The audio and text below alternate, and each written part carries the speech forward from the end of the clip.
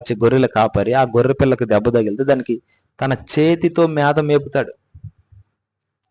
మనం ఆరాధిస్తున్న దేవుడు కూడా గాయపడినప్పుడు అన్ని వైపుల నుంచి ఆయనే సహాయం పంపిస్తాడు.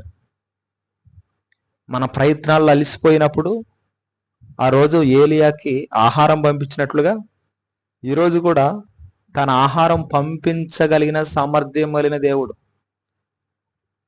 కాబట్టి ఆయన కాపరితో పోల్చుకున్నాడు. అది కూడా మంచి కాపరి, చెడ్డ కాపరి కాదు. సమస్య వచ్చినప్పుడు వదిలిపెట్టి పారిపోయి వెళ్ళే కాపరి కాదు ఈ కాపరి.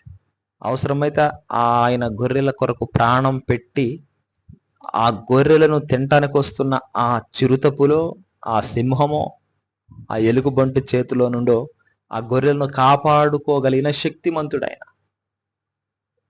ఏదో సమస్యను వచ్చినప్పుడు దాటి వెళ్ళేటువంటి వాడు కాదు. సమస్య వస్తే ఆ సమస్యను ఎదుర్కోగలిగిన వాడు. ఈరోజు ఆయన పిల్లల మీద ఒక సమస్య వచ్చింది, పాపము అనే సమస్య. ఈ పాపం అనే సమస్య ఆయన పిల్లల మీద పడి అందరి నరకానికి తీసుకెళ్తుంటే ఆ సమస్య మీద, ఆ పాపం అనే ఆ పెనుభూతం మీద, ఆ పాపం అనే ఆ గర్జించే ఆ సింహం మీద, గర్జించే సింహంలాగా ఎవరిన మిరుగుదామా అని తిరుగుతున్నాడంట సాతాను గాడు. ఇట్లాంటి ఈ పాపపు ఈ అపరిమితముగా నోరు తెరుచుకుని ఉందట ఈ పాపం అనే ఆ పెనుభూతం, లేకపోతే ఈ పాపం అనే ఒక జంతువు గొర్రె పిల్లలను మింగాలని అపరిమితముగా నోరు తెరుచుకుని ఉన్న ఈ ఈ జంతువు చేతిలో పడకుండా ఈ కాపరి ఆ జంతువుతో పోరాడి తను నమ్ముకున్న ఆ గొర్రె పిల్లల కోసం ప్రాణాన్నే త్యాగం చేసిన మంచి కాపరి ఆయన. మంచి కాపరి ఆయన, గొర్రెల కోసం ప్రాణం పెట్టిన మంచి కాపరి. క్రైస్తవులను గొర్రెలతో ఎందుకు పోల్చాడో తెలుసా?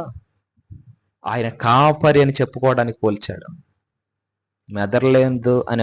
మెదర్లేదని అని కాదు, మైండ్ లేదు అని కాదు. గొర్రెలని పిలిచింది. గొర్రెలను కాపరి ఎలా కాస్తాడో నేను అలాగ మిమ్మల్ని కాస్తాను అని ఒక నిదర్శనంగా చెప్పడానికి ఆ మాట వాడారు. ఇలా అనేక దాంతో పోల్చాడు మరి ఆయన పిల్లలను. మరి మిగతాయి చెప్పరెందుకు? కేవలం గొర్రెలని ఒక మాట దగ్గర ఎందుకు ఆగిపోతున్నారు? అందుకని నేనేం చెబుతున్నానంటే, ప్రతి మాట వెనకాల ఒక ఆంతర్యం ఉండిద్ది. బైబిల్ గ్రంథంలో ఉన్న ప్రతి మాట వెనకాల ఏదో ఒక సమాచారం ఉంది. దాన్ని మనం ఈజీగా ఉన్నది ఉన్నట్టుగా తీసుకోకుండా దాని